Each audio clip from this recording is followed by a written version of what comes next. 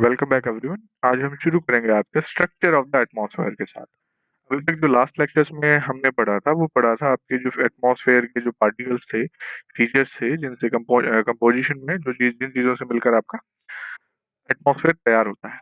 अब वो कैसे कैसे क्या स्ट्रक्चर है, किन लेयर्स में पाया जाता है हमारे एनवायरनमेंट में, वो हम देखते हैं। एटमॉस्फेयर जो है वो अलग अलग लेयर्स में अलग अलग डेंसिटी और टेम्परेचर के साथ पाया जाता है। ठीक है, जो हमारे चारों तरफ का एनवायरनमेंट है, जो अर्थ का सरफेस है हमारा, सरफेस से लेकर अपर एनवायरनमेंट तक ये लेयर्स में अलग अलग डेंसिटी और टेम्परेचर के साथ फैला हुआ है। और जो डेंसिटी है आपकी हाइयर, जो हाईएस्ट डेंसिटी आपकी कहाँ पर है, वो है आपकी सरफेस ऑफ द अर्थ। ये सरफेस ऑफ द अर्थ के पास जो लेयर है उसमें ज्यादा डेंसिटी देखने को मिलती है। और जैसे जैसे इसकी हाइट बढ़ती जाती है, वैसे वैसे ये डेंसिटी भी जो है आपकी घटती जाती है। ठीक है, हाइट के साथ डेंसिटी घटती जाती है। और जो आपकी कॉलम है एटमॉस्फेयर की, उनको 5 डिफरेंट लेयर्स में डिवाइड किया गया है। ठीक है, ट्रोपो, स्ट्रेटो, मेसो, थर्मो, एक्सो। ठीक है, 5 लेयर्स में इसको डिवाइड किया है, ट्रोपोस्फेयर, स्ट्रेटोस्फेयर, मेसोस्फेयर, थर्मोस्फेयर और एक्सोस्फेयर। ठीक है, इनके लेयर्स के जो है नाम आपको अभी बताए गए हैं। ठीक है, 5 लेयर्स में।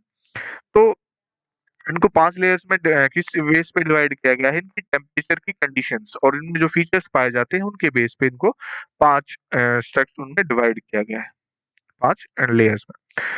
पहली लेयर आपकी ट्रोपोस्फेयर है। ये सबसे नीचे वाली लेयर है एटमॉस्फेयर की, अर्थ के पास है। एवरेज हाइट जो इसकी लगभग 13 किलोमीटर है, अर्थ से 13 के बीच। ठीक है, जो रफली 8 किलोमीटर की जो पोल्स के अराउंड है और 18 किलोमीटर इक्वेटर, तो एवरेज 13 किलोमीटर इसकी। ठीक है, 18 किलोमीटर इक्वेटर के पास है। ओके। और जो ट्रोपोस्फेयर की थिकनेस है वो इक्वेटर पे है सबसे ज्यादा। क्यों? क्योंकि यहाँ पर जो हीट ट्रांसपोर्ट होती है, क्योंकि यहाँ पर क्या रहता है, इक्वेटर के पास क्या होगा, टेम्परेचर ज्यादा होता है, जिसकी वजह से हवा गर्म होकर ज्यादा हाइट तक पहुंचती है। ठीक है, कन्वेंशनल करंट के द्वारा उनको ज्यादा हाइट तक ले जाया जाता है, तो इसी वजह से ये इक्वेटर के पास ज्यादा हाइट तक पाई जाती है।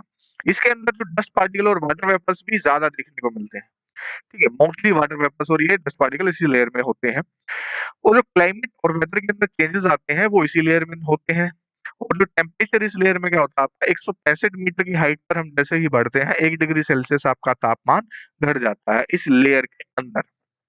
ठीक है। और this is the most important layer of all biological activity. तो जितनी भी बायोलॉजिकल एक्टिविटीज होती हैं, जीवन संभव होता है, वो इसी लेयर में हो पाता है, इससे ऊपर वाली लेयर में नहीं हो पाता है। ठीक है। और इस जोन को जो इस ट्रोपोस्फेयर को अपर स्ट्रेटोस्फेयर से अलग करने वाली जो जोन होती है उसको ट्रोपोपॉज कहा जाता है। ठीक है, ये बीच वाली जो जोन है उसको ट्रोपोपॉज कहा जाता है। और ये टेम्परेचर जो इस ट्रोपोपॉज पर होता है that is -800 degree Celsius. -800 degree Celsius होता है इक्वेटर के पास, और -45 होता है पोल्स के पास। ठीक है, इतनी हाइट पे जाकर इस ट्रोपोपॉज पे टेम्परेचर यहाँ पर जो है वो ऑलमोस्ट कांस्टेंट रहता है, एक जैसा रहता है, इसीलिए इसको ट्रोपोपॉज कहा जाता है। मतलब इसमें ज्यादा चेंजेस नहीं आते हैं। नेक्स्ट हमारे पास है स्ट्रेटोस्फेयर। ठीक है, तो ट्रोपोपॉज से ऊपर अब जो लेयर आ जाती है हमारे पास, इस ट्रोपोपॉज से ऊपर ये स्ट्रेटोस्फेयर लेयर है हमारी। ठीक है, जो लगभग 50 किलोमीटर तक एक्सटेंड करती है हाइट में। ठीक है, ये इंपॉर्टेंट फीचर है आपका स्ट्रेटोस्फेयर का कि इसके अंदर आपकी जो ओजोन लेयर पाई जाती है। देखिए ओजोन लेयर ही जो यहाँ पर इस हाइट पर जो है, ये आपकी ओजोन लेयर हमें देखने को यहाँ पर मिल रही है, ओजोन लेयर है यहाँ पर।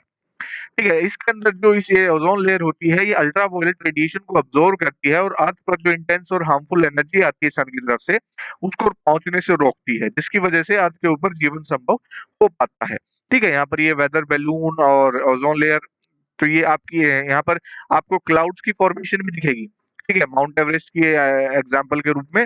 ठीक है, ये आपके पोलर स्टैटिक्स क्लाउड्स और कोलोनिम्बस क्लाउड जो है यहाँ पर इस फॉर्म में देखने को मिलते हैं, यानी कि इस लेयर में वो डेवलप होते हैं। Now next one is the mesosphere. अब स्ट्रेटोस्फेयर और मेसोस्फेयर को अलग करने वाली लेयर कौन सी है, स्ट्रेटोपोज है वो। ठीक है, जो नीचे थी वो ट्रोपोपोज, नाउ स्ट्रेटोपोज, और इससे ऊपर आपकी मेसोस्फेयर। ठीक है, ये मेसोस्फेयर जो स्ट्रेटोस्फेयर के ऊपर है। ठीक है, अभी हमने जो स्ट्रेटोस्फेयर यहाँ पर डिस्कस की है 50 किलोमीटर तक, अब उससे ऊपर जो है ये मेसोस्फेयर लेयर है आपकी, जो लगभग 80 किलोमीटर की हाइट तक देखने को मिलती है, 50 से 80 के बीच में। इस लेयर में फिर से टेम्परेचर आपका डिक्रीज होना शुरू होता है। ठीक है, अभी तक जो है यहाँ पर उसमें स्टेबल हो गया था उस लेयर में ट्रोपोपॉज के बाद, लेकिन इसमें फिर से डिक्रीज होना शुरू होगा टेम्परेचर आपका। और इसमें यहाँ पर जो आपका कैसे घटेगा, with the increase in altitude up to -100 degree at the height of 80 kilometre. तो -100 डिग्री तक पहुंच जाता है ये आपका 100 डिग्री तक जाते जाते, आई मीन सॉरी 80 किलोमीटर तक पहुंचते पहुंचते। और ये यहाँ पर जो आपका टेम्परेचर हमने यहाँ पर देखा था, that is 80 not 800। Okay, mesopause हो गया और मेसोस्फेयर हो गया। तो ये इसमें 80 किलोमीटर की हाइट तक 100 डिग्री सेल्सियस टेम्परेचर यहाँ पर जो है मेसोपॉज तक पॉज तक पहुंचते पहुंचते जो अपर लिमिट इसकी होती है, मेसोपॉज जो थर्मोस्फेयर से इसको अलग करती है। ठीक है, वहां पर ये 100 डिग्री सेल्सियस टेम्परेचर हो जाता है।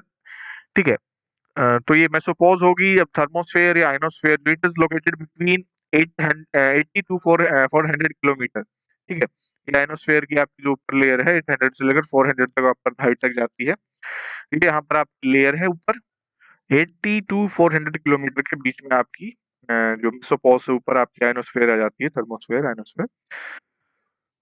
तो इसके अंदर क्या होता है, आपका इलेक्ट्रिकली चार्ज पार्टिकल्स होते हैं जिनको आयंस कहा जाता है, इसी वजह से इसको आयनोस्फेयर भी कहा जाता है। थर्मोस्फेयर को आयनोस्फेयर इस वजह से भी कहा जाता है क्योंकि इसमें इलेक्ट्रिकल पार्टिकल्स जो चार्ज पार्टिकल्स होते हैं, जो आयंस होते हैं। रेडियो वेव्स जो हैं अर्थ से रिफ्लेक्ट होकर यहाँ पर आती हैं और यहाँ से सॉरी अर्थ से यहाँ पर आते हैं और यहाँ से रिफ्लेक्ट होकर वापस अर्थ में चली जाती है, इस लेयर से जाती हैं वो। ठीक है, रेडियो जो आपकी रेडियो की वेव्स होती हैं। टेम्परेचर यहाँ पर जो है अब इंक्रीज होना शुरू हो जाता है हाइट के साथ। यहाँ पे टेम्परेचर आपका हाइट के साथ बढ़ना शुरू हुआ, इससे पीछे हमने देखा था वो डिक्रीज हो रहा था। अपर मोस्ट लेयर जो है अब आपकी एटमॉस्फेयर की वो माइनस अप टू -100 तक जो इसमें थी पहुंच जाती है। अपर लेयर जो एटमॉस्फेयर की है above, atmosphere above reaches up to -100। ठीक है, -100 में थी लेकिन अब वो डिक्रीज होना शुरू होगी। ओके, अब इसके बाद जो थर्मोस्फेयर या आइनोस्फेयर के बाद जो टेम्परेचर होता है वो है आपका एक्सोस्फेयर। ठीक है, यहाँ पर जो आपका ये -85 था, ये यहाँ पर इसके बाद मैं सपोज 100 तक भी था जो उसके बाद ये ऊपर इंक्रीज होना शुरू होता है इस लेयर के बाद थर्मोस्फेयर और एक्सोस्फेयर तक भी पहुंच जाता है। और ये जो इससे ऊपर जो लेयर आएगी अब वो है एक्सोस्फेयर। तो यहाँ पर आप देख सकते हैं कि भी कितनी हाइट पर माउंट एवरेस्ट की यहाँ पर है, ट्रोपोस्फेयर तक रह जाता है, फिर क्लाउड्स हैं, फिर एयरक्राफ्ट्स आपके लगभग ट्रोपोपॉज वाली लेयर में ट्रेवल करते हैं। ठीक है, उसके बाद जो रेडियो सोंडी जो होता है वो आपका ऑलमोस्ट यहाँ पर 30 किलोमीटर की हाइट तक होता है। मेट्रोइड्स आपके 50 से 60 किलोमीटर हाइट तक आते हैं, वो डिस्ट्रॉय हो जाते हैं वहां तक। ठीक है, स्पेस क्राफ्ट जो आपका है वो कितनी हाइट तक, और सैटेलाइट आपकी लगभग 700 किलोमीटर के अराउंड है। ठीक है, तो ये हाईएस्ट लेयर होती है बट इसके बारे में हमें बहुत कम पता है क्योंकि ये अर्थ के सबसे बाहरी इलाके में पड़ती है, तो इसके बारे में हमें बहुत कम नॉलेज है। तो व्हाटएवर कंटेंट जो इसमें है वो इस लेयर में बहुत कम मात्रा में जो भी कंटेंट पाया जाता है वो काफी रेयर है, मतलब बहुत दूर दूर थोड़ा थोड़ा पाया जाता है। ठीक है, और इसके बाद एक्सोस्फेयर के बाद ये धीरे धीरे जो एटमॉस्फेयर है वो आपका स्पेस आउटर स्पेस के साथ जो है मर्ज हो जाता है, मतलब उसके साथ मिल जाता है। तो ये थे आपके जो है एटमॉस्फेयर की लेयर्स, उसका structure troposphere, tropopause, stratosphere, stratopause, mesosphere, mesopause, thermosphere and exosphere. ठीक है, ये लेयर्स आपको आई थिंक क्लियर होगी होंगी सारी।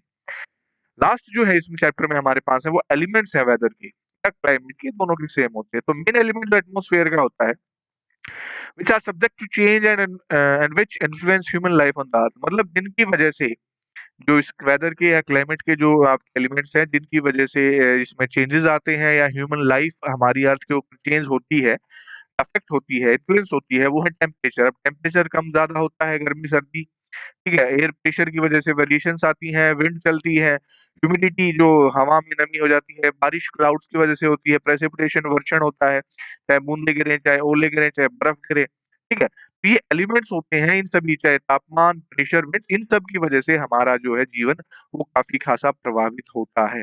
इन सब चीजों इन एलिमेंट्स की वजह से, वेदर एंड क्लाइमेट्स की वजह से। तो this is all about atmosphere. ठीक है, आपके ये एटमॉस्फेयर के बारे में हमारा चैप्टर ऑलमोस्ट यहाँ पर फिनिश हो जाता है। So that's all for the today. Thank you so much, everyone.